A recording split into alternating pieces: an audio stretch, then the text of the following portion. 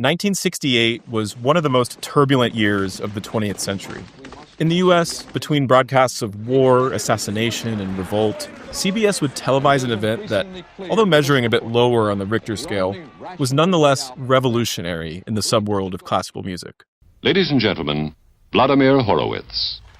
The first ever nationally televised classical piano recital featuring world-famous virtuoso Vladimir Horowitz performing at Carnegie Hall. The TV show featured unprecedented up-close camera angles exposing the pianist's unorthodox technique and idiosyncratic musical interpretations. Piano teachers tuning in around the country were horrified by what they saw. The next day, a reviewer for the Cleveland Plain Dealer wrote, "This concert should have borne an adults-only label, for if young pianists get the idea they should hold their hand like Horowitz, American piano playing will be set back 50 years." The following recital contains low wrists and flat fingers.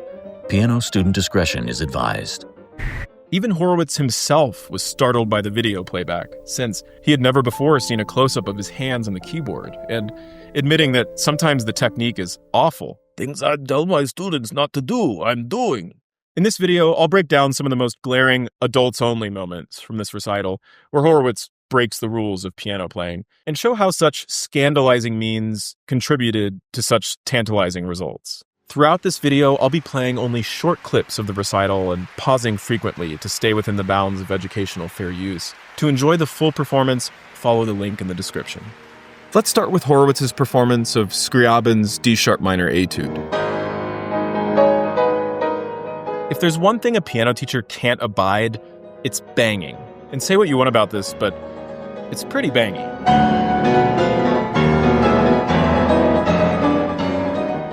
It's a habit that even bothered Horowitz's own teachers 50 years earlier, as he would later acknowledge, "I suppose it was true that I banged a lot."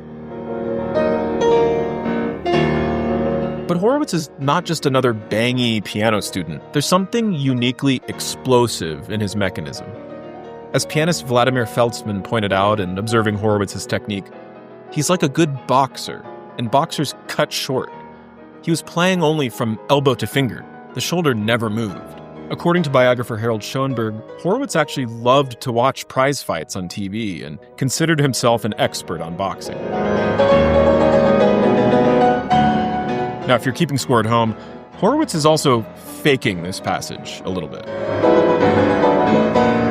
Watch again and you'll see that his left hand can't quite keep up with his own tumultuous climax, and he has to drop a few chords.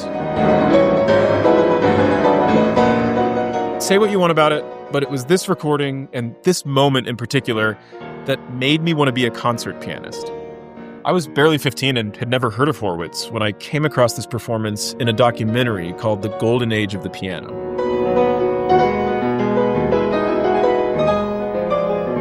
I was immediately transfixed, first of all, by the incredibly dramatic music, but also this balding, middle-aged lightning rod sitting at the piano bench. Horowitz's playing didn't strike me as bangy at all. The left hand was thunderous. But then, in an instant, his right hand could turn into a feather and create this mesmerizing contrast.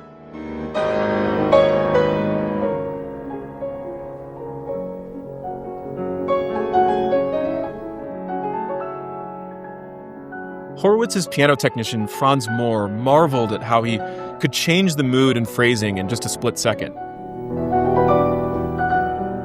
I know of no one else with as wide a range from a super pianissimo to a super fortissimo.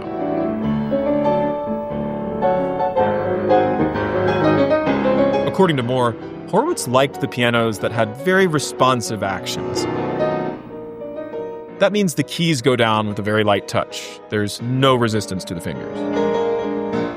The particular instrument he chose for his TV concert and other comeback recitals in the 60s had an unusually light action, with a key pressure of 45 grams, as against the usual 48 to 52. Horowitz loved the Steinway's crashing bass and the way it sang in the treble. But it was the way Horowitz achieved his singing sound that left piano teachers scratching their heads. Just observe Horowitz's hands as he plays this Chopin Nocturne.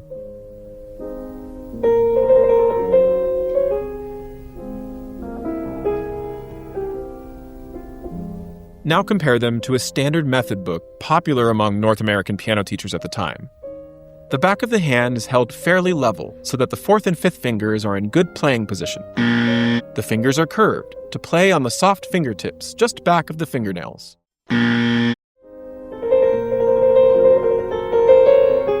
The televised recital put a public magnifying glass on Horowitz's hand position, and reviewers were quick to comment on it. And soon thereafter, Horowitz's flat fingers became common knowledge. But the tape also shows that sometimes Horowitz would use curved fingers and sharper angles of attack.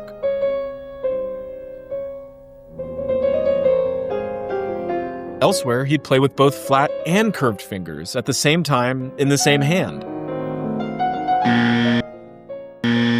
But as always, there's a reason for it. So here he's controlling two polyphonic voices, each with a different angle of attack.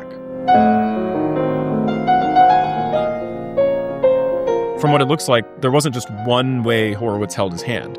They changed depending on the sound that he wanted. In an interview in Etude magazine in 1932, Horowitz said, "I cannot tell how I learned technique. I only know that in the music itself, I found out what the fingers had to do." One reviewer referred to Horowitz as close to the keys position, which Horowitz addresses in the same article. "I prefer the tone which is felt by the finger, so the fingers must remain near to the keys." As for technical exercises, Horowitz claimed he never practiced them. From the moment one feels that the finger must sing, it becomes strong, he said.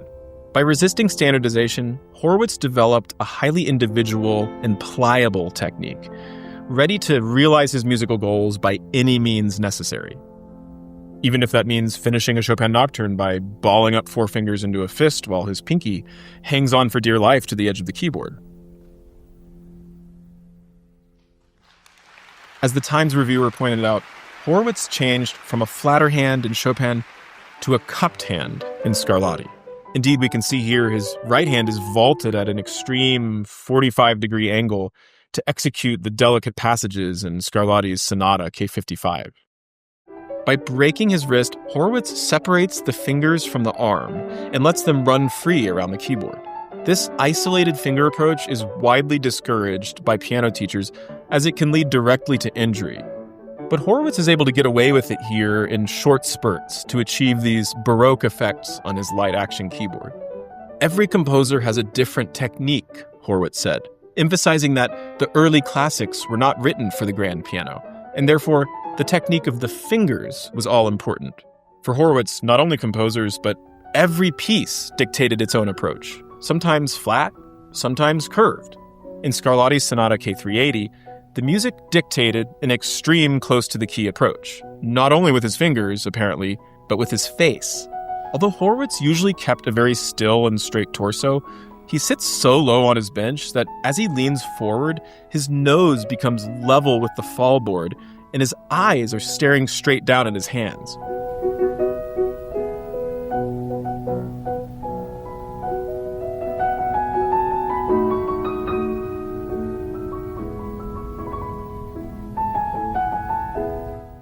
Horowitz is creating a unique special effect here of a kind of faraway fanfare featuring distant trumpets and timpani, and he's drawn as close as he can come to the creation of this small and detailed sound. It almost looks like he's building a ship inside of a bottle.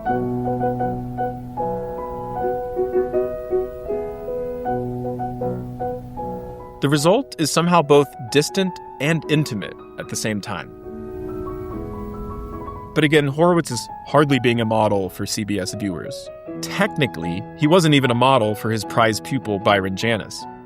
According to Horowitz biographer Glenn Plaskin, Janis ignored Horowitz's recommended physical posture at the keyboard.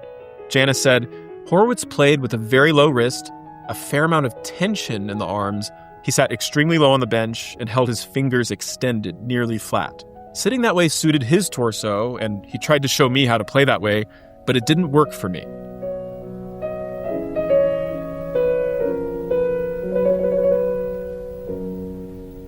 Janis mentioned the tension Horowitz would hold in his arm, and sometimes that would extend to his wrist and fingers, quite visibly here in Schumann's Arabeske. Of course, we have to mention the elephant in the room. Horowitz's curled up pinky sticks out here like a sore thumb. While it's generally regarded as evidence of finger isolation, for Horowitz, it was just the way his fingers worked. Horowitz seems to be calibrating just the right amount of pressure in his fourth finger and waiting for just the right time to pierce the key surface on this aching dissonance at the beginning of the coda. And again, it's hard to argue with the results.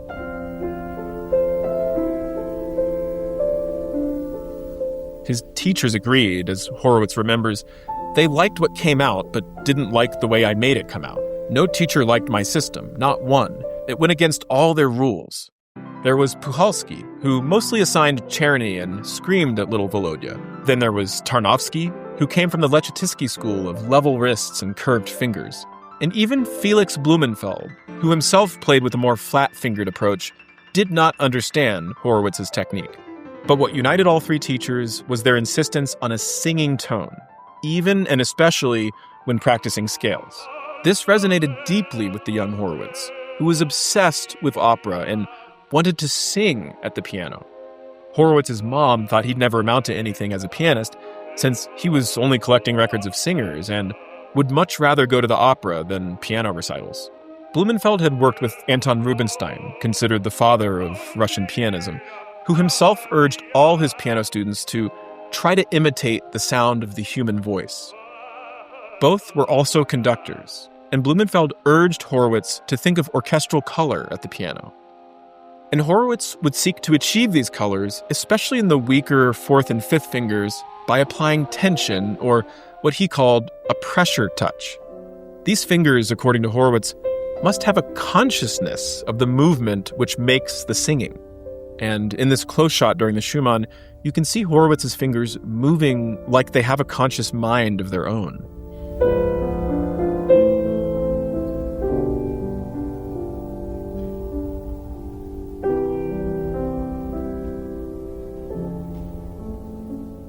On top of all of that, Horowitz is controlling tonal color with both his feet. His right foot is blending and shading sounds in subtle ways with the sustain pedal, while his left foot controls the una corda, or soft pedal, which shifts the hammer mechanism over about a centimeter in order to strike fewer strings and cause a more muted sound. Horowitz is very precise and deliberate with his use of the left pedal. So, for example, he's had it engaged for the whole coda of the Schumann until right here. You can actually see Horowitz release the una corda because it shifts the whole keyboard manual leftward back to its resting position, allowing the hammers to strike all strings and achieve a fuller sound for the final melodic statement. Then immediately you see Horowitz re-engage the una corda, shifting the keyboard back to the right as he plucks out the rest of the harmony.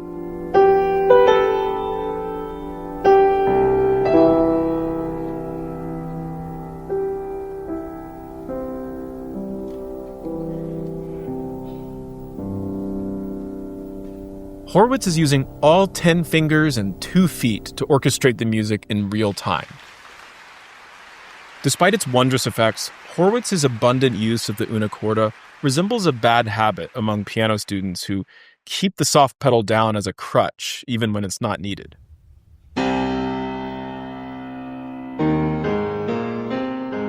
So, in Chopin's G minor Ballade, I calculated that Horowitz had the left pedal down for nearly half the performance.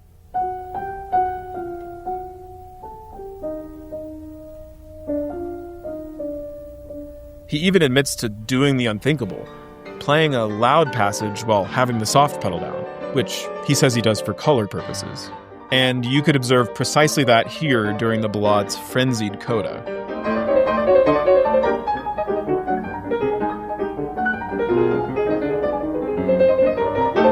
Now, watch again for the pedal shift and listen for the color change.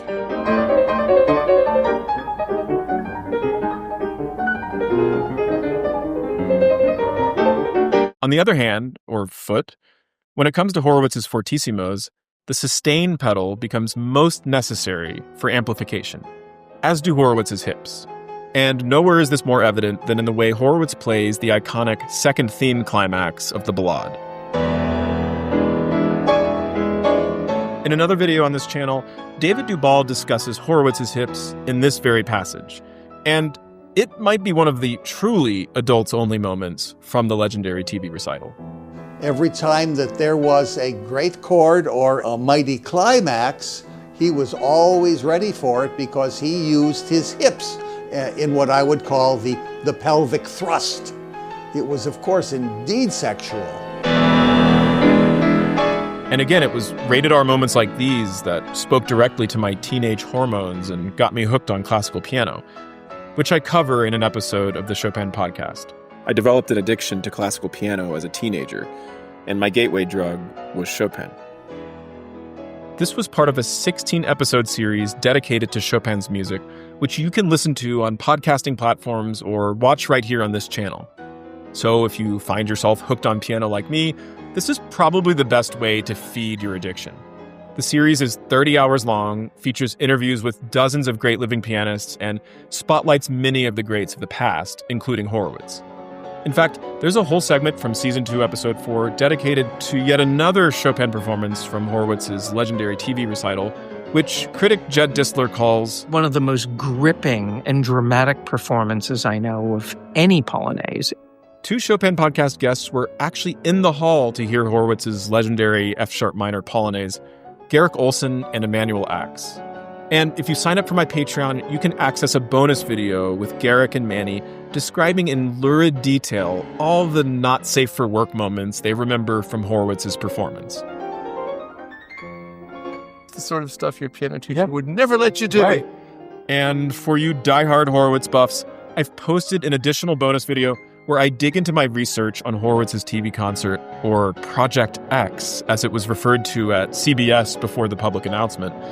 And in it, I reveal some of this behind-the-scenes intel, discuss more of the public reaction to the event, show my work on calculating Horowitz's soft pedal usage rate, and expose some of the edits made to splice clips from Horowitz's dress rehearsals into the final product. Yeah, it gets pretty nerdy, but it's fun. Speaking of fun, Horowitz leaves the audience with a special dessert, finishing the recital with his own transcription of a scene from Bizet's Carmen, bringing his love for the opera together with his famous technical fireworks. For the concerned mid-century piano teacher, assuming they haven't already turned off their television set, such theatrics might be titillating, but also unserious. There's no room in the edifying study of music for such cheap thrills. Even Horowitz was wary of giving into this kind of exhibitionism, which he saw as hurting the program. He noticed this in particular when he'd end recitals with the Carmen variations. It would kill the whole effect of the recital. This debate over the place of showmanship in art survives to this day in YouTube comment sections, with figures like Horowitz still at the center of it. But for the purposes of this video, it's helpful to understand what it was exactly about Horowitz's technique that was so electrifying and sent audiences into hysterics.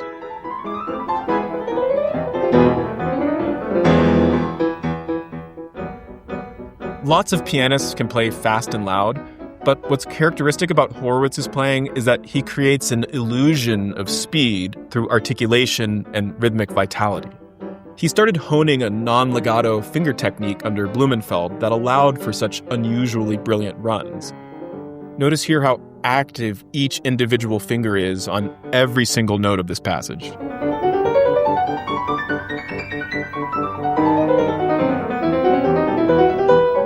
Horowitz favored this portamento approach, as he called it, because it allowed every note to be clear. It sounds like there's an electric current running through this string of notes, and yet the tempo he takes is moderate. Watch it again.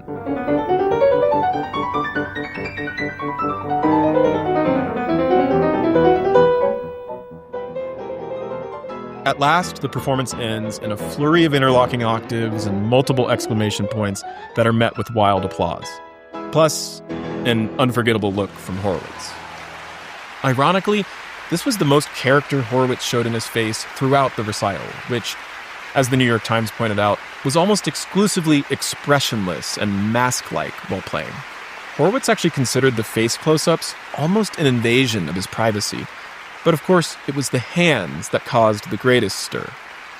While I seriously doubt American piano playing was set back 50 years by this recital, nobody, including Horowitz, thought that his technique should be a model for young pianists. As Denis Zhdanov has argued, Horowitz's technique was also likely bad for Horowitz, too, despite his supreme artistry. But that makes me wonder, if Horowitz had tried to correct these mechanical deficiencies at a younger age, would he have still been able to achieve all these colorful effects? Or would he have sounded less distinctive, kind of like just another really good pianist?